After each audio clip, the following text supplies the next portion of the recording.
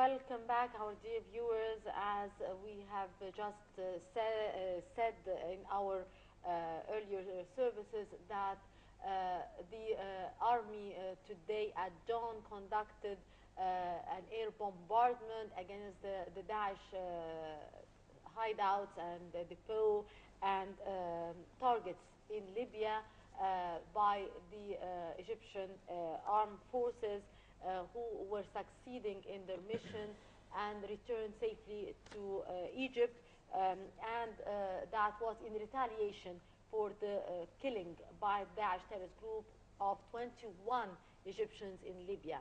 To shed more light on this, we are very delighted to have with us in the studio Dr.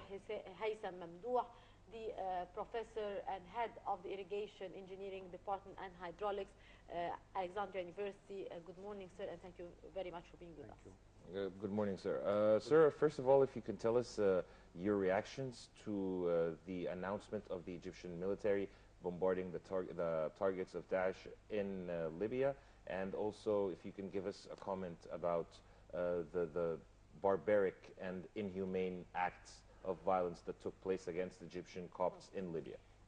Karim, before taking this question with Dr. Hatham, we are joined over the phone by General Yahya Sangak, the strategic expert, to shed light on today's mission by the Egyptian army. Good morning, General Yahya. Hello? General Yahya? Yes, Madam Mahesti. Good morning, sir. Good morning. How do you read today retaliatory measure by the Egyptian army against Daesh depot and hideouts and targets in Libya after the killing of 21 Egyptians by the terrorist element there? I think nowadays we are in very critical situation. According to this, what happened yesterday by killing 21 of our citizens in Libya. I am sure 100% that our army, with the leadership of President Fattah al-Sisi, they are going to take the necessary steps to revenge. But there is some problems they are going to suffer. The first one, that we have almost 1.5 million citizens Egyptian in Libya. They should protect their lives first. The second, we will see how we are going to revenge. It is so easy. We should trust our army and stay behind him. We have the biggest army in the Middle East. Yes. I am sure also that a territorial war will start soon in our territory. If we look around us, we will find threats came from Afghanistan, Pakistan, Iraq, Syria, Gaza, and I am the first person who mentioned Gaza.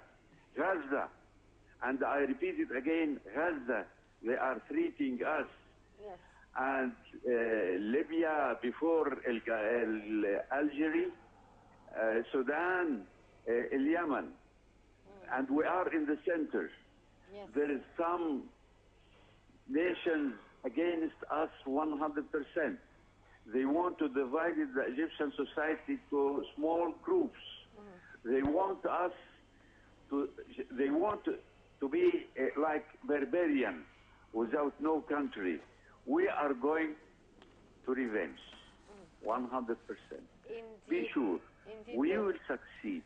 We are strong. But General Yahya, if you allow me to ask you another question, because some experts are saying that the Daesh militant group is making several attempts to drag Egypt into a war and to resort to a military solution. Do you think that this is the case indeed, or or do you think otherwise? My dear friend, we should trust our leadership. We should trust President Fattah al-Sisi.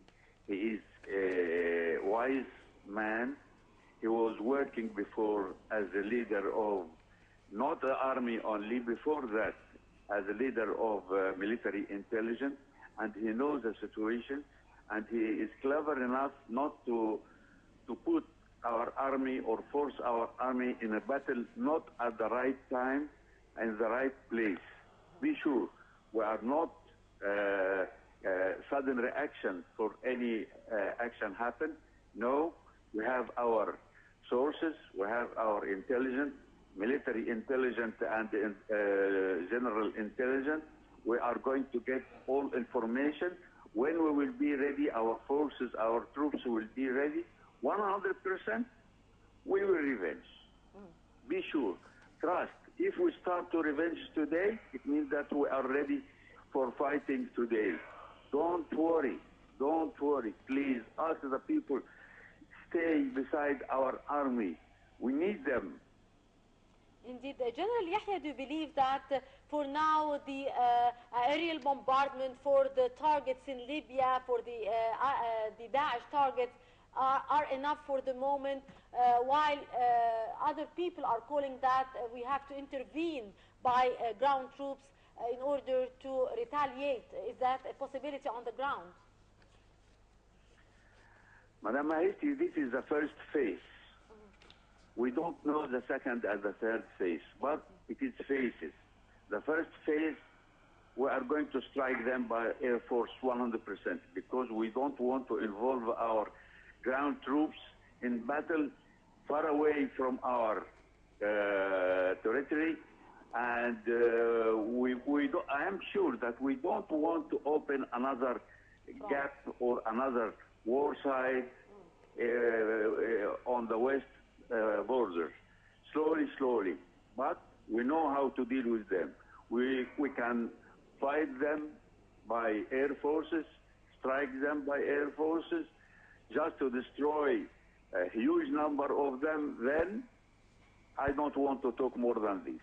Indeed, General Yahya Sanga, the strategic and military expert. Thank you very much, sir, for your input. And back to our dear guest in the studio, Dr. Hatham. Dr. Hatham, how do you read the developments taking place now after all what we have seen, the aerial bombardment by the army and the slaughtering of 21 Egyptians in Libya? At first, words are not enough and inadequate to express our deep sadness about killing those 21 Egyptians. Yesterday, it is a clear message from our president, 5 messages, not just one. The first one is that we have the right to react for this barbarian action. The second message is that we want to unify as worldwide community to keep the peace in that area. In another to that, some other clear message also had been sent to Egyptians to stop the traveling to Libya and the security of our Egyptians, as General Yahya has mentioned. Yes. More than 1.5 Egyptians are living there and working. So the level of the reaction or the being involved in a direct war with Libya, it is mainly the main responsibility of our Egyptian army, in which all of us as a citizen here in Egypt, we are fully supporting anything that will do it at this moment. Indeed. So there is a lot of levels to be involved in a direct war in Libya. Finally, by coming with a ground troops inside all the Libya, we should know that the area of Libya is 2.5 times more than the area of Egypt. So it will not be an easy task to be involved. Instead of that, we are not fighting a well-organized military army. We are fighting a militia, something like that. So the right decision at the right time is very important at this critical stage.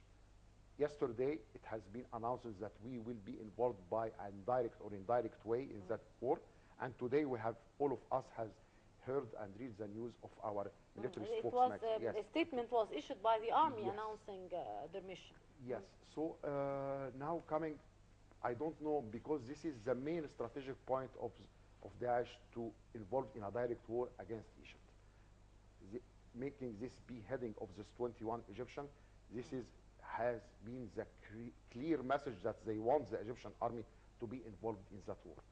So our reaction, we are fully supportive. We are ready at the war at any time, in which we have been forced to enter this war.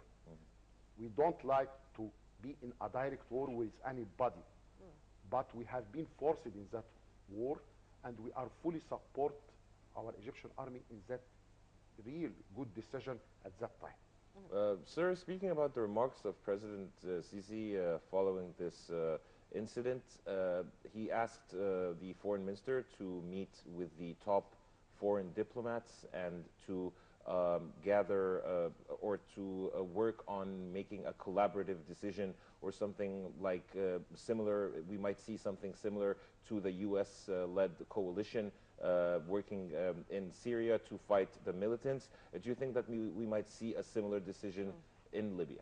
For sure, this is one of the 5 messages that has been delivered yesterday, that Minister Shukri will go today or maybe yesterday night to New York to start negotiation with the Security Council in New York about making a decision for the worldwide community, just to what, as you have been mentioned, but we just could wait for 2 days until this will be clear.